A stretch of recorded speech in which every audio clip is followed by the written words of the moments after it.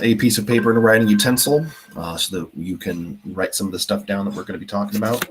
But basically, we're talking about motivation and what motivates you. The new discussion section is on Canvas, so head there to get that taken care of.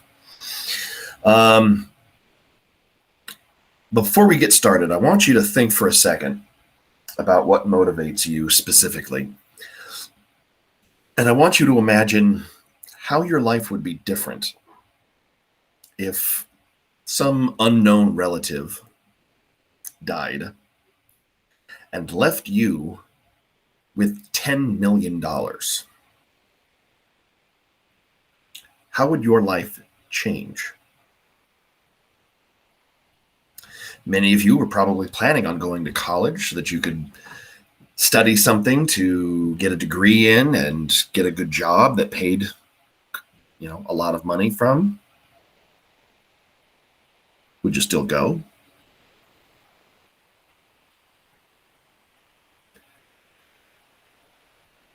Because I know if I had a rich relative suddenly die, and give me $10 million my senior year of high school, I probably would be in a very different position than I am right now. Would I still have gone into teaching? Maybe.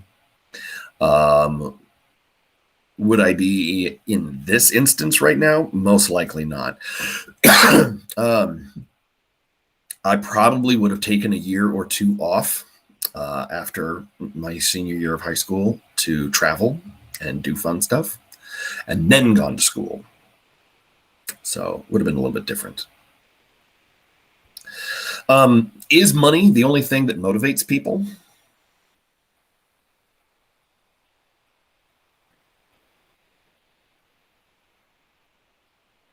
No.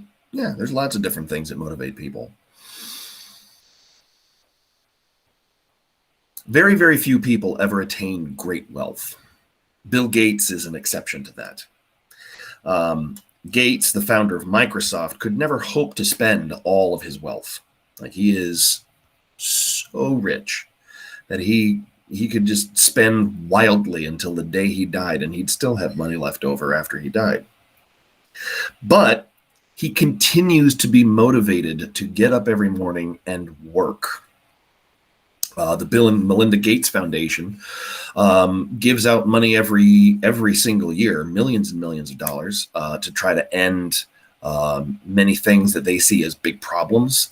Their main culprit of problems around the world is malaria. So they are really big in ending malaria as a disease that affects human beings. They give money every year to give people access to malaria drugs, access to mosquito netting, access to many, many, many different types of things. So, there's a big part of that, and he does that every day. He doesn't need to. He's not getting paid for it. Matter of fact, it's costing him money, and yet he's motivated to do that every single day. Gates once remarked in an interview that he sees life as a continuous process of challenge and achievement. Also, he's developing tiny little microchips to put into your vaccine so you can track your every movement. It's literally the dumbest thing I've ever heard, because why have to create these little microchips when you carry a big one around with you everywhere you go? This tracks your every movement. It knows everything about you.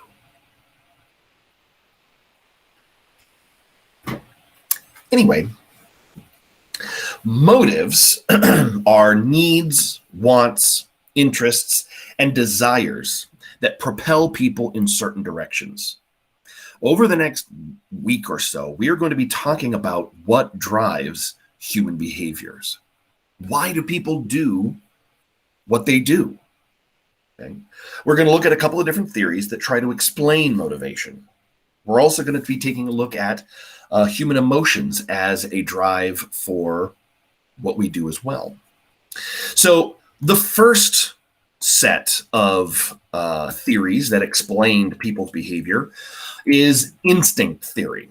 And this was originally created by American psychologist William James. James created the idea of instinct theory in the 1890s. He identified 37 different instincts, including cleanliness, curiosity, parental love, sociability, sympathy, and jealousy, just to name a few. He believed that these instincts provided the basis of human behavior. Psychologists in the early 1900s gradually expanded James's list until it contained more than 10,000 instincts.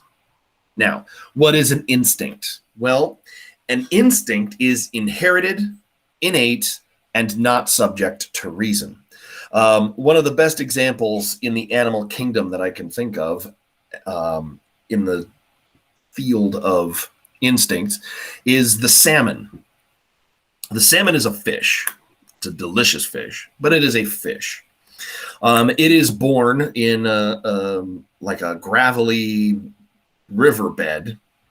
They kind of grow up a little bit, and then they swim downstream, and they get to the ocean, and they live a couple of years out in the ocean, eating and eating and eating and eating. And then suddenly one day, something just kind of like bloop, plops onto their head, and they've got to get back to the exact stream that they were born in so that they can release their eggs and die. It is inherited. They get that from their parents. It is innate and inborn, meaning it was there the entire time, and it's not subject to reason. Not one salmon is sitting there going, yeah, I think I want to take the easier route. I'll just lay my eggs right here. No, they swim upstream, okay? They swim upstream over waterfalls. They jump up into these things. It's amazing to watch happen. Okay, but these salmon do it instinctually. They have an instinct. Well, William James believed that we as human beings have instincts that are inherited, innate, and not subject to reason. For example, cleanliness. Why is your room so clean? I have the cleanliness instinct.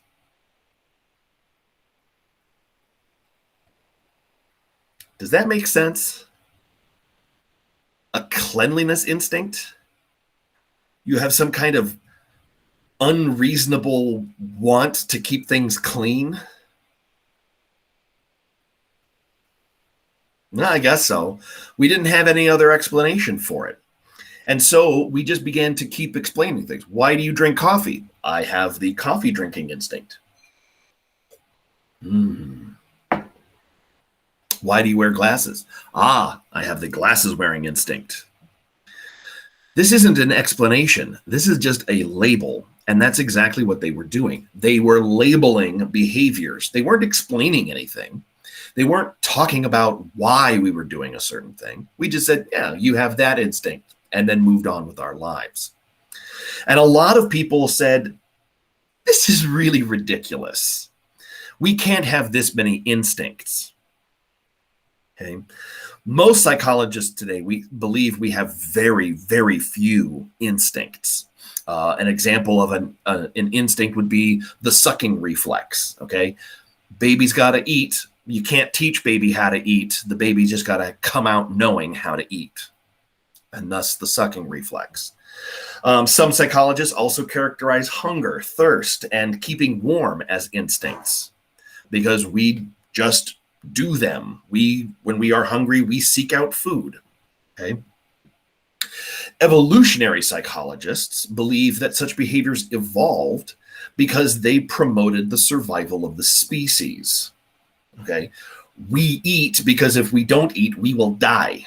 And if we die, we can't pass along our genetics to the next generation. Okay.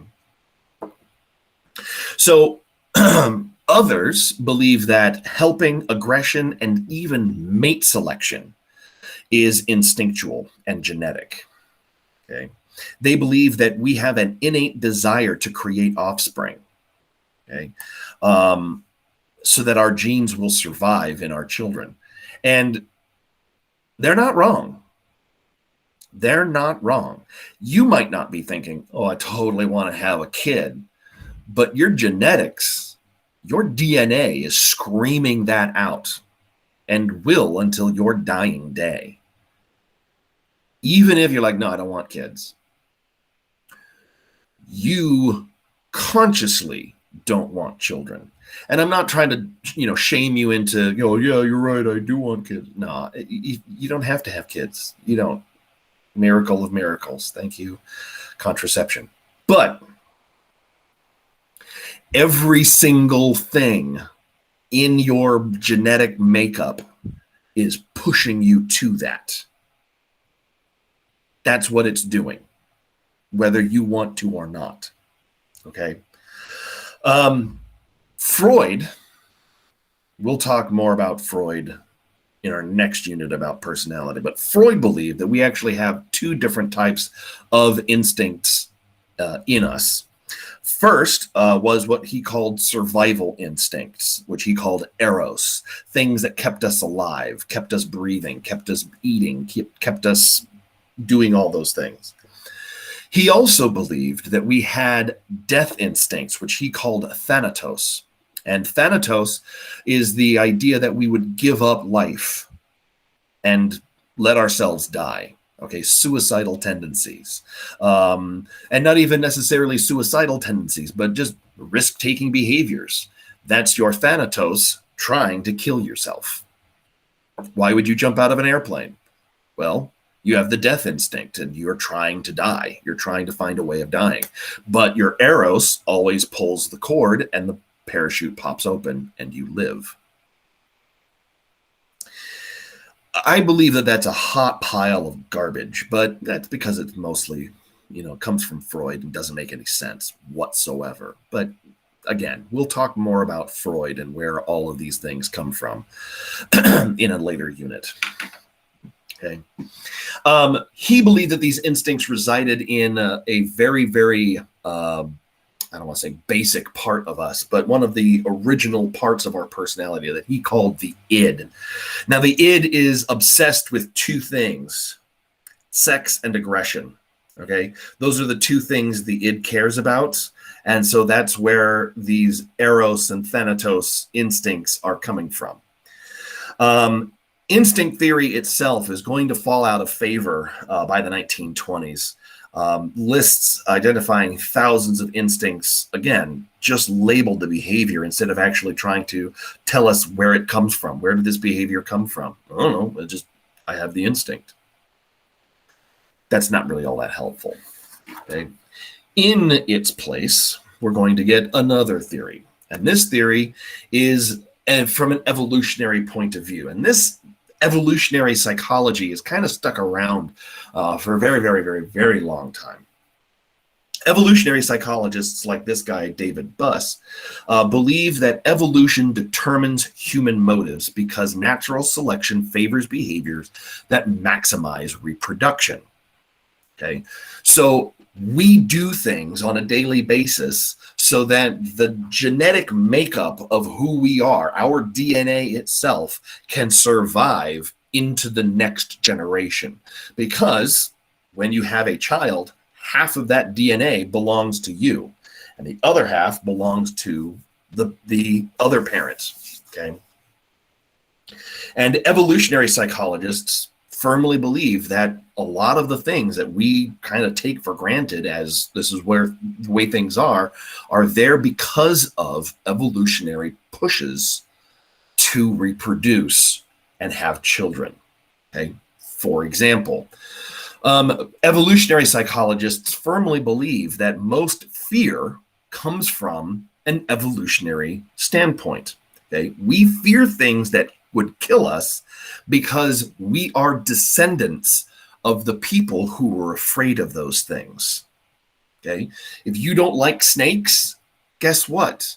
You are the last in a long line of descendants of people who didn't like snakes.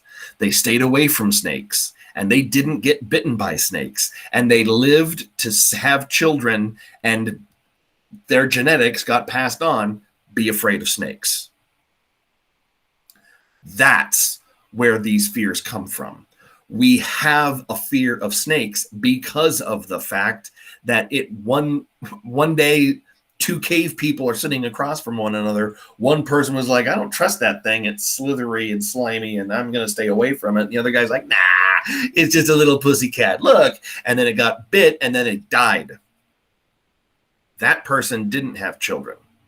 Your ancestor was the one who was like, not for me. I'm good. Thank you.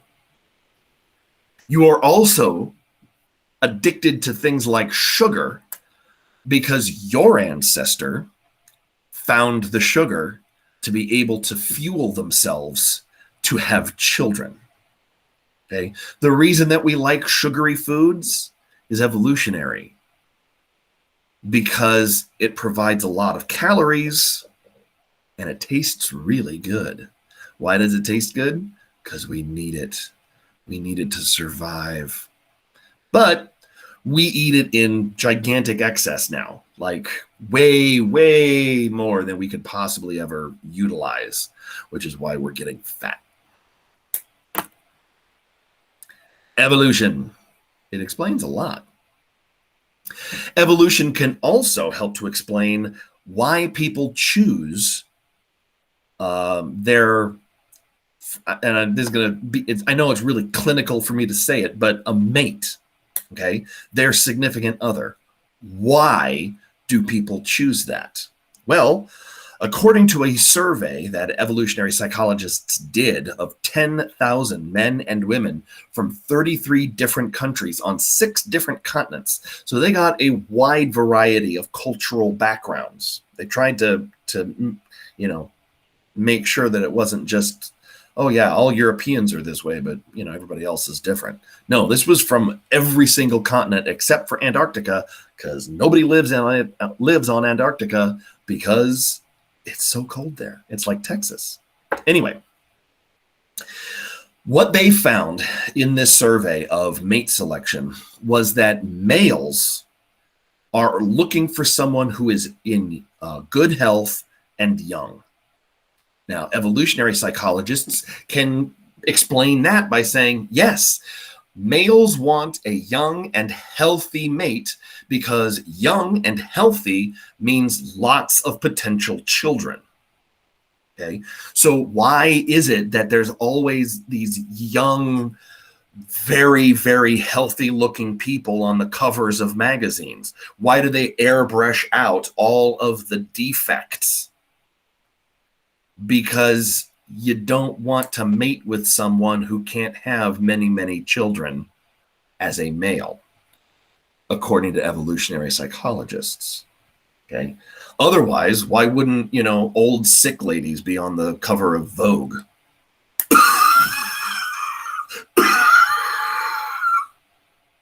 Vogue.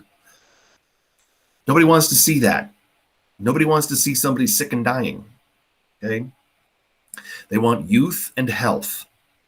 That's what males are looking for in a potential mate. Females, on the other hand, they are looking, here's the bad news, fellas, for maturity and wealth. Now, why is this bad news? Because most of you don't have either one of those things. And you won't for a while. So, gentlemen, you're probably going to be entering into a dry spell, especially if you're a senior. Because, according to evolutionary psychologists in the survey that they did, women are looking for, slightly older men and, some stability, like a job. Why? Well, according to evolutionary psychologists, women are looking for a mate who can provide for their children. Okay? Bill Gates is not an attractive man. And yet, there were a lot of people just throwing themselves at him back when he was single. Why? because he could provide. He had billions of dollars. He ended up picking Melinda. Lucky bastard. Not like I was ever in the mix, but you know, you held out hope. Anyway, I'm just seeing if anybody's paying any attention. Anyway, so this is an explanation as to what motivates us to have our selection of who we would like to have children with. Again, women typically are looking for someone who is more mature, who's going to stick around, and who's going to be able to provide for the children that they have. Men, on the other hand, are looking for someone who's in good health and young to have all those kids with. Now, again, many of you are probably thinking, that's not why I'm attracted to people. This doesn't have to be conscious. This is all subconscious. This is all below the surface. You're not looking at a magazine going, ooh, those are some childbearing hips. But you might look at them and go, ooh, that's a big ass. Right?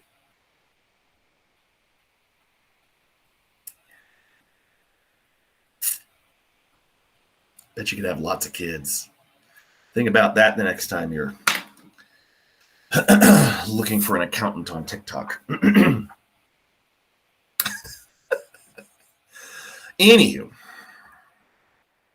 this is a theory that is kind of still around, but it's kind of always been in the background. It's never been kind of the main theory of motivating factors. The next main theory is going to be come up with in the 1950s by this guy. His name is Clark Hull, and he is going to create this idea of drive reduction. Now, drive reduction is all about reducing drives. It's not just a snappy name. Now, what is a drive? A drive, as defined by Hull, is a state of deprivation. So if you are hungry, if you are thirsty, if you are tired, if you are thirsty, you are in a state of deprivation. You need that taken care of. You are in need. Okay. What Hull believed was that that feeling was uncomfortable. It was not pleasant. It was not something that we wanted to have. So what are we going to do about it? Well, once we have that feeling, we are pushed to do something about it. And that's what the drive is. Okay. You have a state of deprivation. You're hungry. You're thirsty. You're thirsty. Okay. Whatever. And that gives you a kind of an unwanted feeling. Okay. Many of you probably right now are hungry. Okay. Is it pleasant? Do you like being hungry?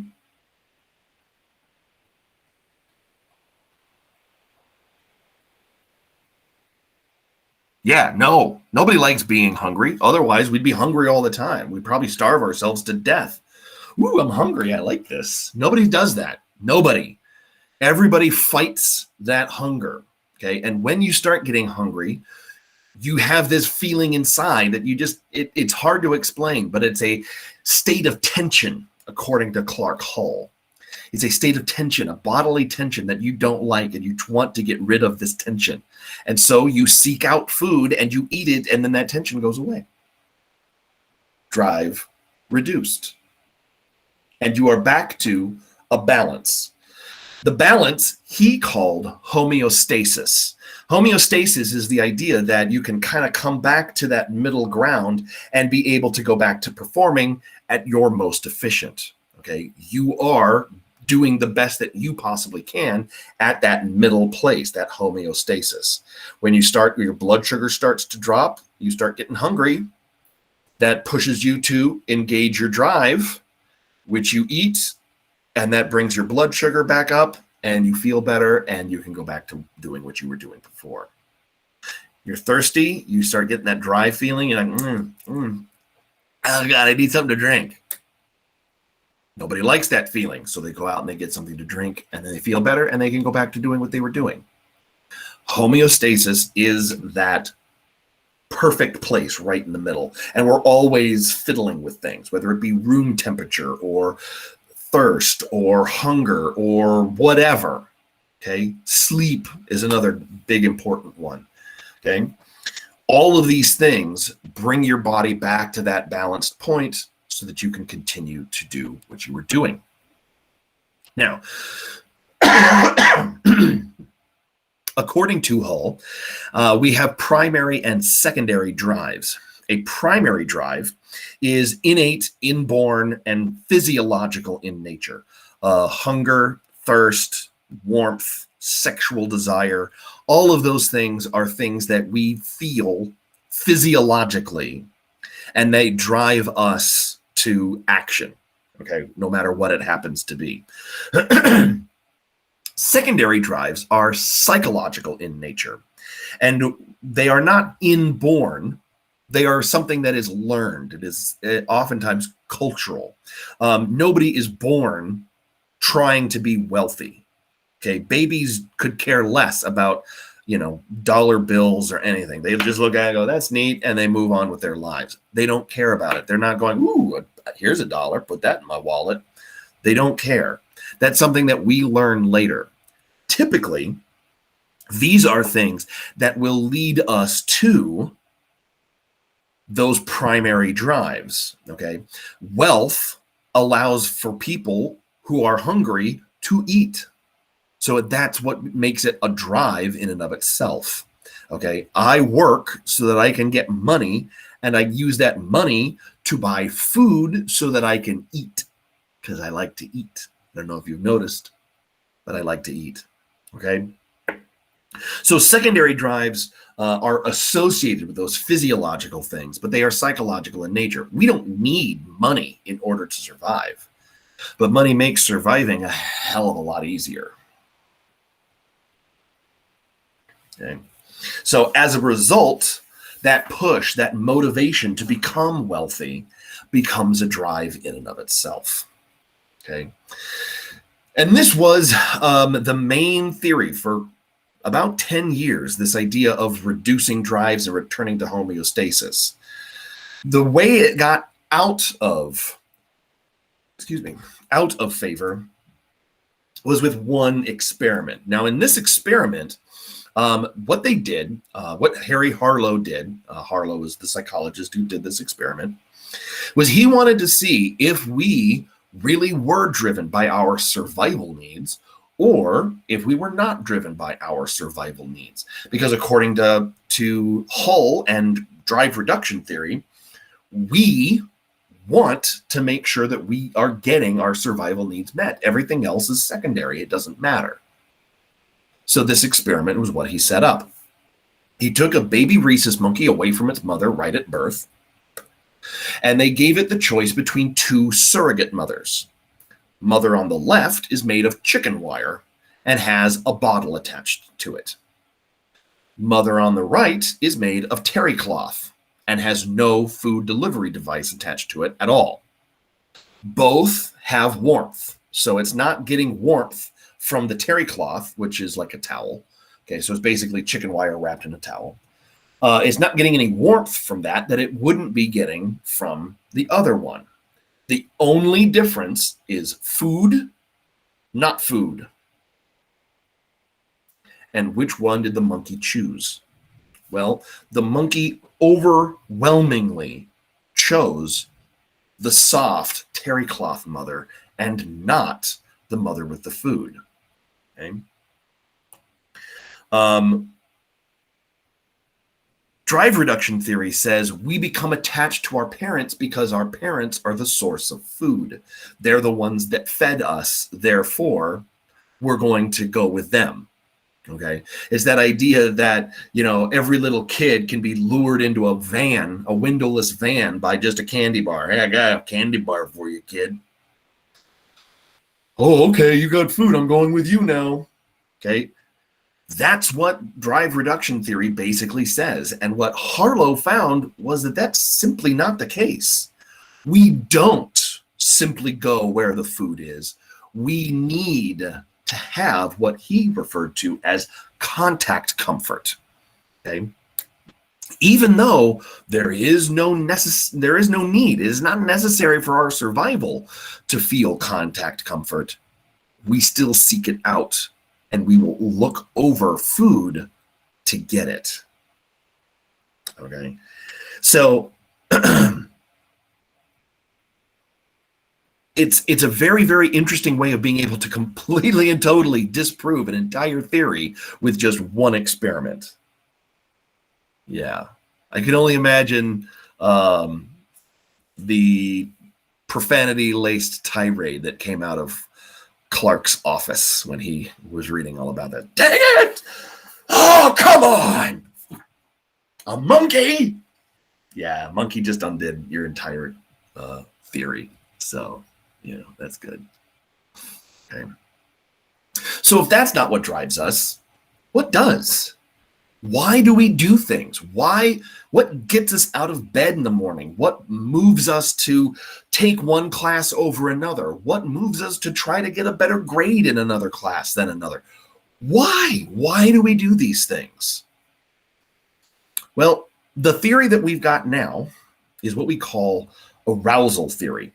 Now, when I talk about arousal, I do not mean arousal. I mean keeping your brain active, keeping your brain awake, okay? And one of the other things that drive reduction theory doesn't really explain at all is risk-taking behaviors, okay? Why would somebody strap a parachute to their back and jump out of a perfectly good airplane? Why? Why would you do that? There's no reason to do that. It's not going to make you live longer. You don't need it to survive. Why would you do that? According to Hull, there's no reason for that. So that shouldn't be a behavior. Taking a risk, jumping off a bridge with a rubber band strapped to your legs, should not be a thing that people do. And yet, every single day, people bungee jump, skydive, whitewater raft. They do all kinds of behaviors and things that could kill them. So explain that. And this is where arousal theory comes into existence. Okay? Because of this, psychologists believe that motivation is somehow connected to what they call arousal. Now, arousal holds that people are motivated to act that keep them at their own optimal level of activity. Okay. I have a fairly low threshold for brain activity. I am perfectly fine with not doing dangerous activities or really much of anything. I'll watch the same TV show over and over and over again. That's enough stimulation for my brain to keep going. I don't need to have something new every single time. Some people do. But that's me. Okay. And I try to get myself to my optimal level. And if I'm starting to get bored, what do? Well, that's where this comes in. Okay. This is the single greatest invention in human boredom history. Why? Because I can do literally anything at any time, in any place. If I'm bored, I can get my phone out and play a game, or look something up, or listen to music,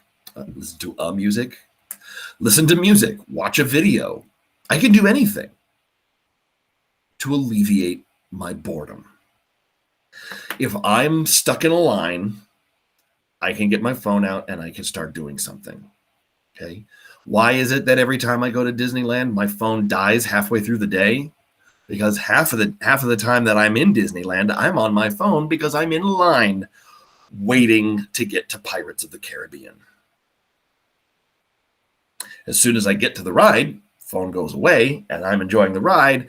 And now it's waiting in line at Indiana Jones. That's ultimately why.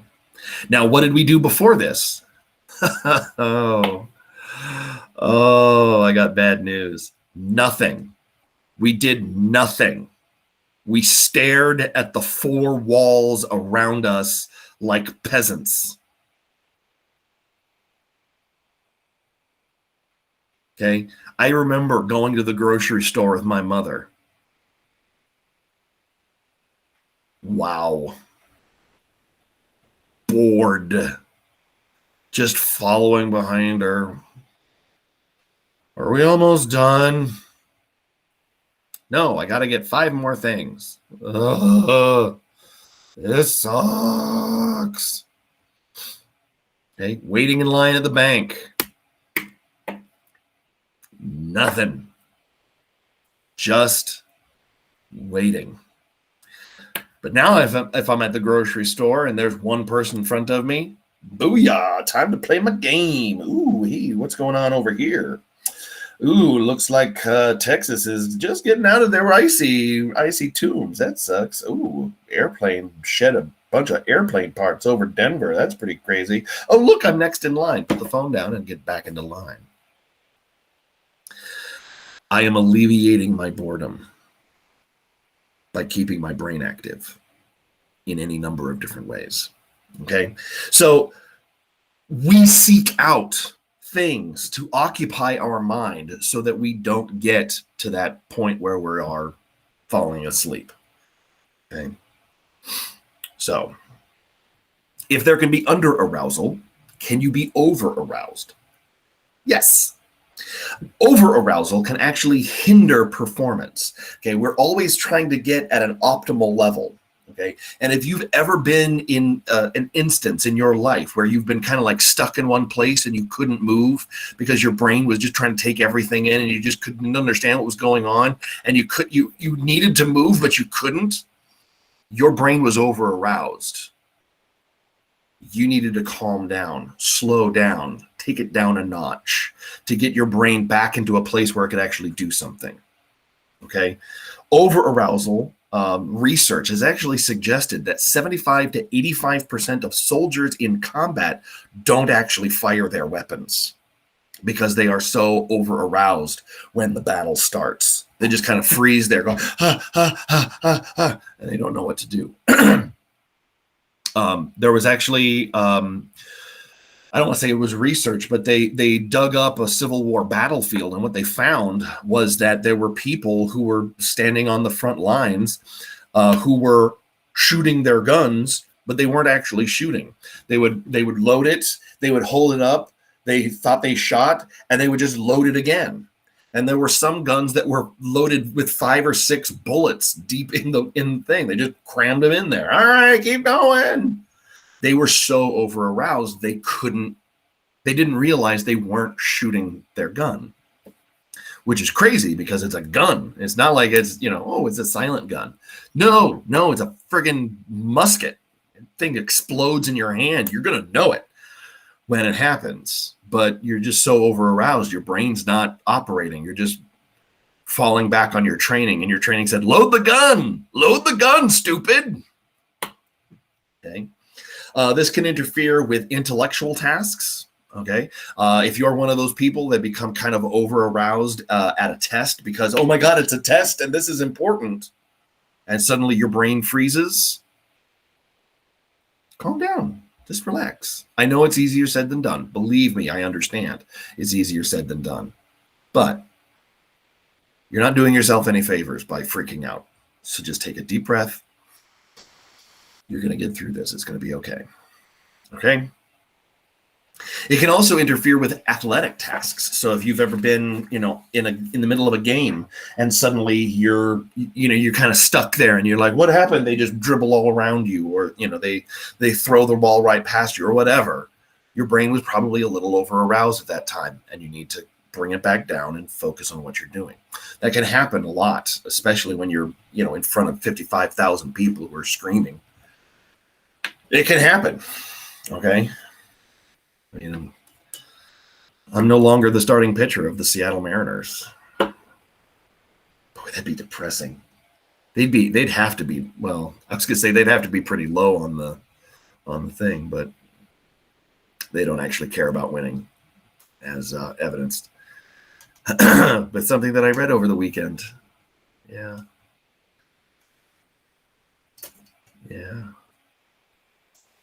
Freaking Mariners. Anyway. But if we are having all of these competing motivations to get us to act to do something, how do we organize it in such a way so that things are actually getting done? Well, that's where this comes in. And this is from a humanist psychologist named Abraham Maslow. Humanism, we're going to talk a lot more about when we talk about personality in our next unit. But basically, humanism was an attempt by psychologists to bring humanity back into the field of psychology. Basically, the field of psychology up until about the 1970s was very dehumanizing.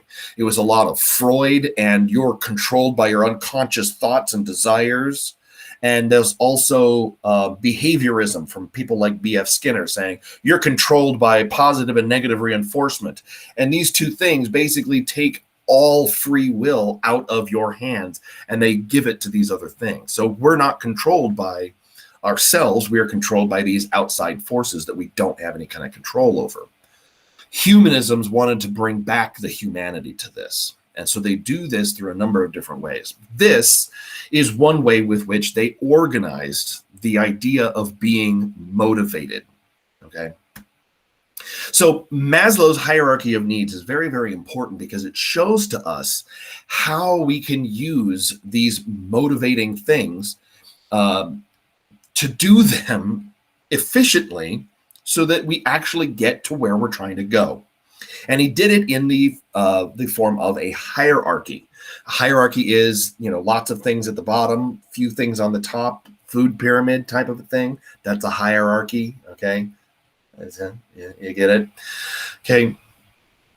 So in this hierarchy, the bottom part of the pyramid are things that we have to do first because they're more important than the stuff higher up the pyramid. So let me give you an example.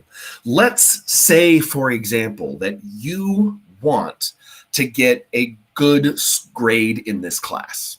No matter what it happens to be, you want to get a good grade in this class.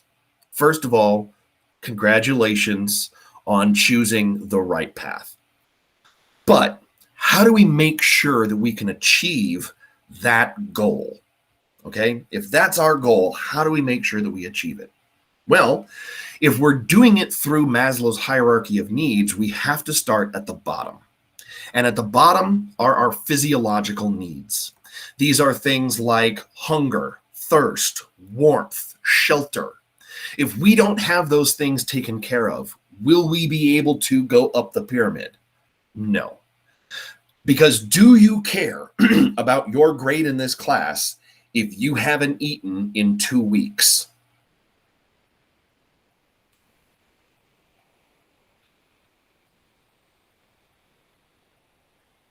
No. And that's okay.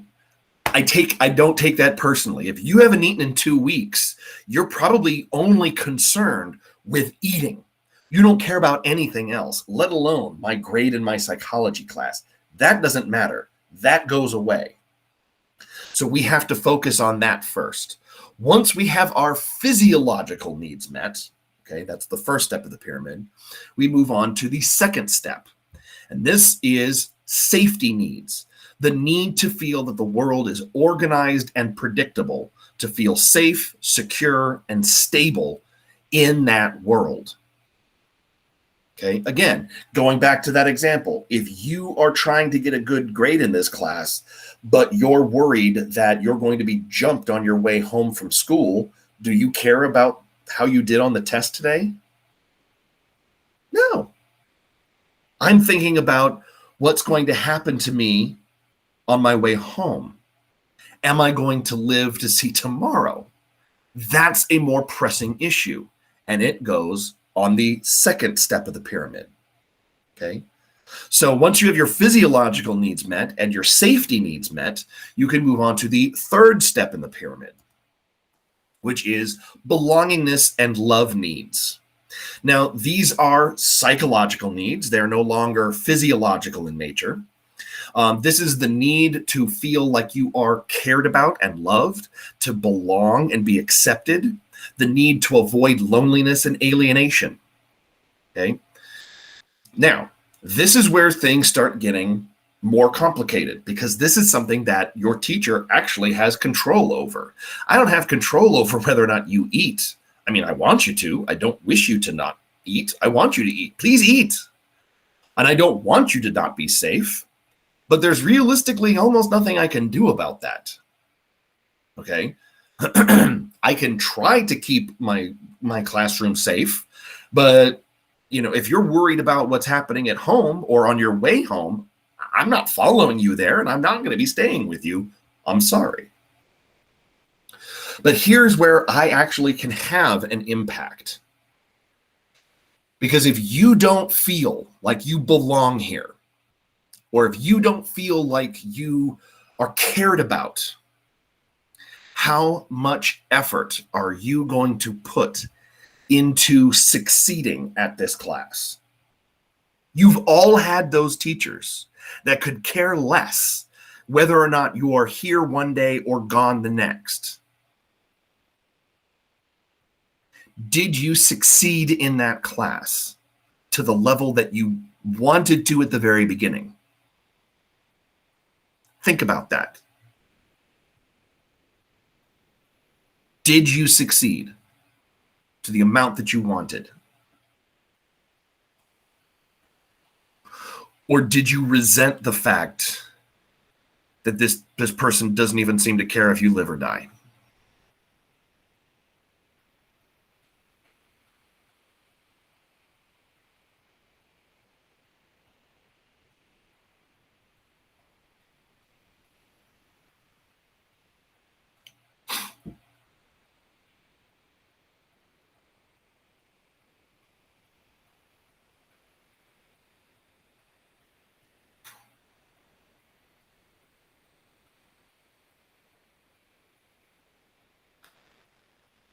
Because if you don't feel that way, then you probably aren't going to try all that hard.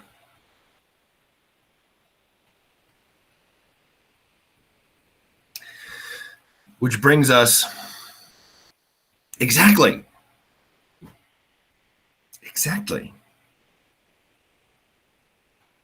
That brings us to the fourth step in the pyramid. Okay. Then comes your esteem needs, your need for self-esteem, to feel like you have achieved something, that you're competent in something, that you're independent. Need for recognition or respect from others. Now, some of you are probably thinking, I don't need that. I don't need any of that. The hell you don't.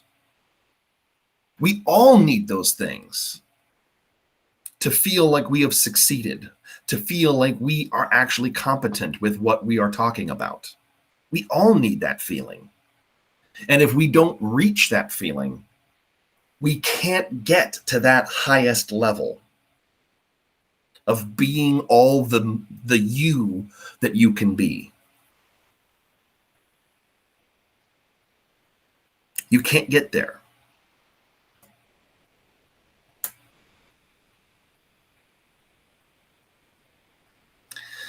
After you have satisfied those four, you can work on the fifth step.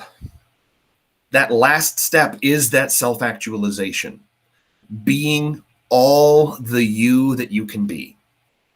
Now, this is where I gotta, put in my own little educational philosophy stuff here. I don't like turning school into a competition with other people. I don't like that. I hate it. I really, really hate it because everybody is a little bit different. And to say, well, you're only a success if you get an A, that's a load of hooey. Okay, that is a fat load of garbage, and you need to take that and cram it with walnuts because that's not the case. For some of us, success is going to be getting that C because that class is difficult, or that teacher is difficult, or you're not interested in that at all. Why do I care? Sometimes getting that C is good enough because it's all the you that you want to be. So how do we make sure that we are doing these things to get up to that point on the pyramid? This is something that I try to work on every single year, to make sure that the lower stuff are as taken care of as I possibly can. Okay. No, I don't have food in my classroom for students. I don't have enough money for that. If I had enough money, yeah, I'd have a little, convenience store layout on one of the walls, and you could just, you need something to eat, go grab something. Okay. But I do have a water cooler, and you can fill up your water bottle. Go ahead. I don't give out glasses or cups because have your own. I'm not providing cups. But you bring in a water bottle, you can fill it up with water. You want hot water? It's there. Why? Because I'm trying to make sure that your physiological needs are met. Because if you come to my classroom and you're thirsty, you're not going to focus on what I'm saying. If you come to my classroom and you have to go to the bathroom, you're not going to focus on what I'm talking about. So go to the bathroom. It's always been my philosophy. I'm not one of those teachers like, you can't go to the bathroom in this class. Or over the course of the next 6 months, you can only go to the bathroom 2 times. That's not how my bladder works. Yeah. Do I want you to go to the bathroom every single day in my class? Hell no, I don't. But am I going to stop you? Hell no, I won't. Go for it. The only thing I ask is one person at a time so that we're not losing everybody all at once. Then I'll get yelled at by admin, and I don't need that in my life. Okay. But I want you to be able to focus on what we're talking about. And if you're hungry or you're thirsty or you need to go to the bathroom, you're not going to be able to focus on that. So let's eliminate that. The next thing, I try to make sure that in the case of, my in the actual classroom, that you understand that I am here to help to keep you safe as best as I possibly can. I'm not going to leave the door wide open during a shooting drill. I'll lock the door.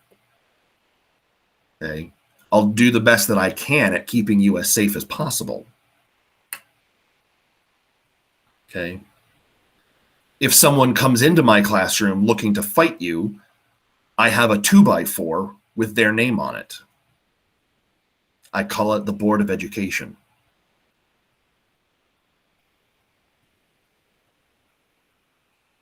You're going to be safe in my classroom. And not only are you going to be safe from outside things, you're going to be safe from inside things.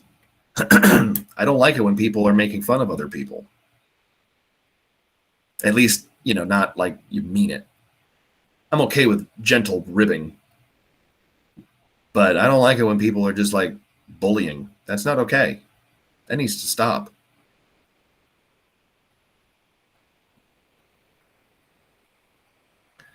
That brings us to stage 3. And this is something that it's difficult. It's difficult to do. But I hope that you all understand this very, very well, that I do genuinely care about you as individuals. I have no idea what you all look like, but I do genuinely care that you are succeeding to the level that you want to succeed in this class. Whether it's, I'm going to get a C and that's going to be enough, fine. If you need help with that, I'm here for you. If you're struggling in your other classes, I'm willing to help. I can be a person to listen. But I genuinely care of your success. And I hope that you all realize that by this point in this school year. Because if you haven't gotten that, well, then I need to make sure that I'm doing a better job at that. And I don't just care about your grade. I could care less about your grade. Okay. You're the person that is important. Each and every single one of you.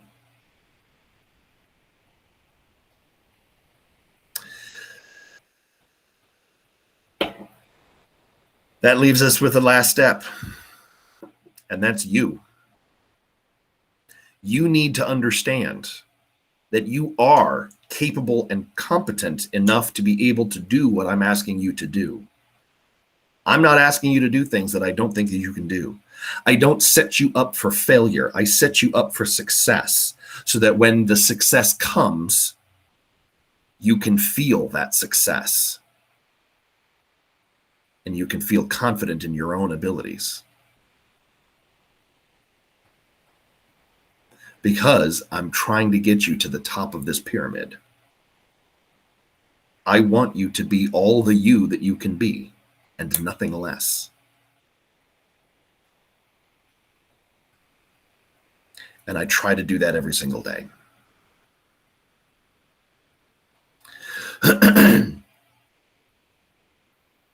So,